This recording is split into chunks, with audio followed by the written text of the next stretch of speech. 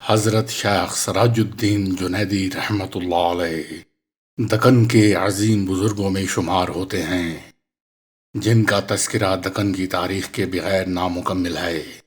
آپ نہ صرف ایک روحانی پیشوا تھے، بلکہ سیاسی طور پر بھی آپ کا اثر و رسوخ واضح نظر آتا ہے۔ حضرت شیخ سراج الدین جنیدی کا مزار گلبرگہ شاہ بازار کے مغربی جانب واقع ہے۔ اس مزار اور دروازے کی تعمیر سلطان عادل شاہ نے کی تھی۔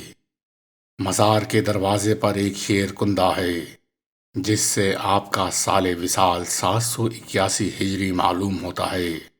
اسی پر قطب کے لفظ سے آپ کی عمر 111 سال ظاہر ہوتی ہے، اور نام دوراں ابن محمد سراج سے سال پیدائش 670 ہجری معلوم ہوتا ہے۔ آپ حضرت جنید بغدادی کے نسب سے تھے، اور نسبی تعلق حضرت عبد مناف کے بیٹے سلام سے ملتا ہے، جو نبی کریم صلی اللہ علیہ وسلم کے اجداد میں سے تھے۔ آپ کی والدہ محترمہ بی بی مستورہ تھیں، جو پشاور کے عبداللہ قشیری کی صاحبزادی تھیں۔ آپ کے والد عبد المظفر سراج الدین بغداد سے پشاور تشریف لائے، اور وہاں بادشاہ کے بیٹے عبداللہ سے ملاقات ہوئی، جنہوں نے اپنی بہن کا نکاح ان سے کر دیا۔ آپ کے 4 بیٹے ہوئے۔ آپ کا اصل نام رکن الدین تھا، لیکن والد کے نام سراج الدین سے مشہور ہوئے۔ آپ کے والد کا انتقال آپ کے بچپن میں ہی ہو گیا، اور آپ کی پرورش آپ کے ماموں، جو پشاور کے بادشاہ تھے، انہوں نے کی۔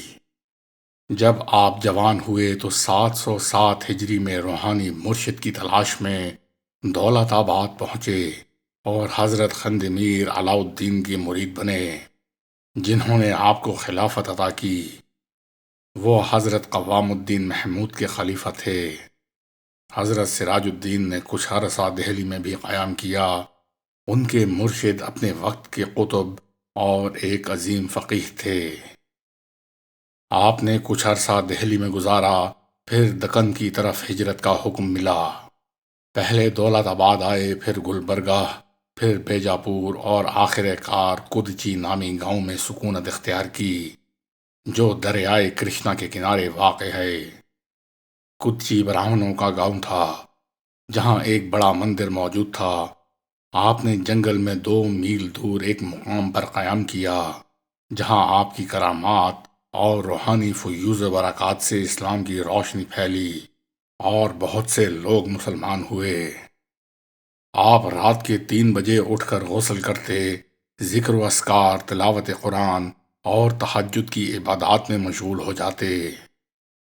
روایات کے مطابق حضرت سراج الدین جنیدی نے حسن بہمنی کو سلطنت کے قیام میں روحانی رہنمائی فراہم کی۔ خزانے کی نشاندہی، حملے کی ترکیب اور دعائیں آپ ہی کی برکت سے تھیں۔ حسن بہمنی زندگی بھر آپ کے مرید رہے۔ آپ کے بڑے بھائی ارسلان 723 ہجری میں لکھنؤ میں فوت ہوئے۔ آپ کے چھوٹے بھائی شیخ احمد صلاح الدین تبلیغ کے لیے بنگال چلے گئے، جہاں 729 ہجری میں ان کا انتقال ہوا۔ سب سے چھوٹے بھائی شیخ تاج الدین کے ساتھ دولت آباد میں مقیم رہے۔ حضرت سراج الدین جنیدی رحمۃ اللہ علیہ کی زندگی سیاست، روحانیت اور خدمت خلق کا حسین امتزاج تھی۔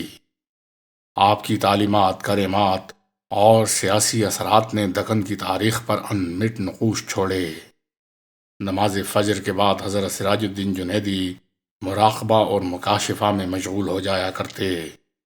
انہی دنوں سلطان حسن گنگو کی والدہ محترمہ، جن کا نام اشرف جہاں تھا اور عوام میں ماں صاحبہ کے لقب سے جانی جاتی تھیں، اپنے ذاتی خاندانی معاملات کی وجہ سے شاہی حرم چھوڑ کر اپنے وطن سے ہجرت کر کے سارگور گاؤں میں آ گئی تھیں، جو کدچی کے قریب واقع ہے۔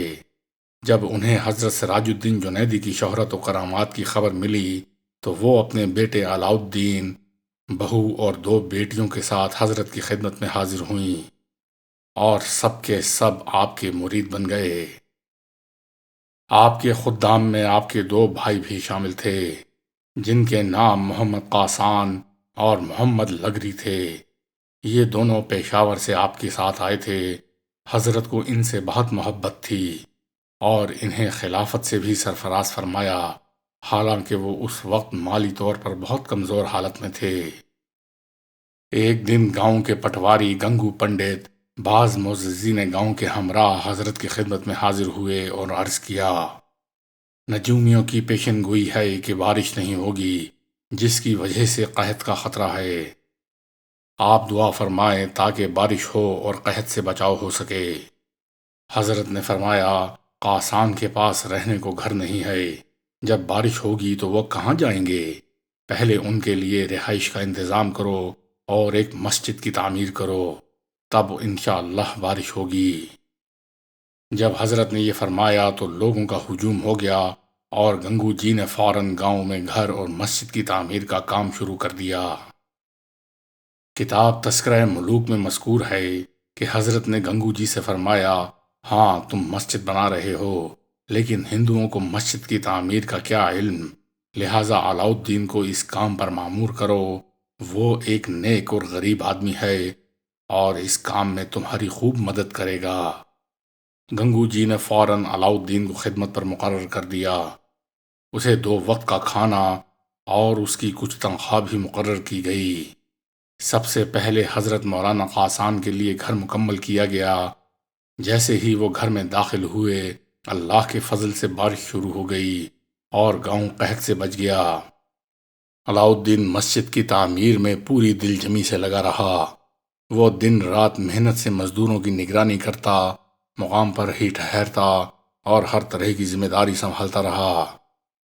یہ واقعہ حضرت سراج الدین جنیدی رحمۃ اللہ علیہ کی کرامت، تدبر اور فقر کی تعلیمات کا مظہر ہے۔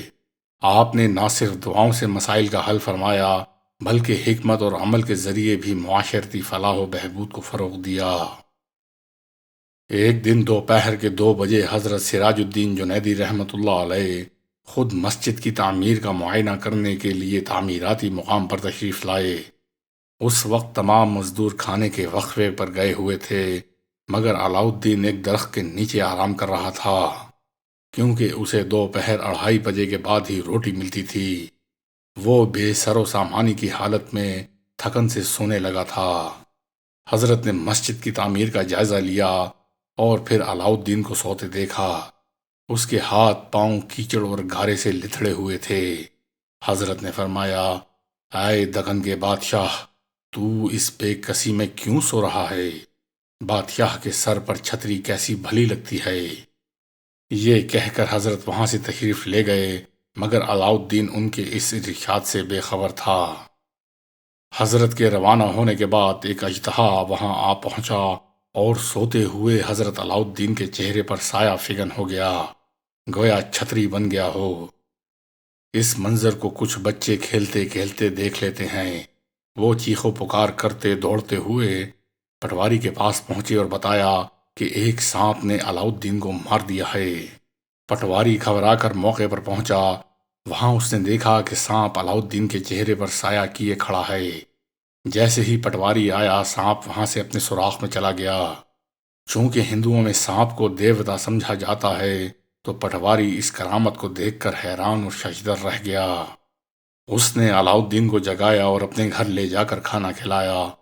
بعد ازاں اس نے علاؤ الدین کا ذائچہ نکالا، جس سے اس کو معلوم ہوا کہ علاؤ الدین مستقبل میں دکن کا بادشاہ بننے والے ہیں۔